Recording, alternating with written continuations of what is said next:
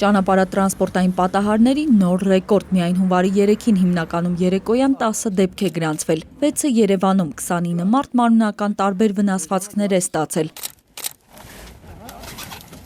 Կոտայքի մարզի Գողթ գյուղում իրար էին բախվել Մերսեդեսն ու Մերսեդես Սպրինտերը։ Վթարի հետևանքով 10 ուղևոր է հիվանդանոց տեղափոխվել, դեպքի վայրում աշխատել է նաև Գագիկ Շամշյանը։ Ըստ նրա, տուժածների մեջ կան նաև Ռուսաստանի Դաշնության քաղաքացիներ։ Շղթայական ավտովթար է տեղի ունեցել Ծովակալ Իսակովի պողոտայում, միանգամից 3 մեքենա է իրար բախվել, 2 ուղևոր դիմել է բուժօգնության։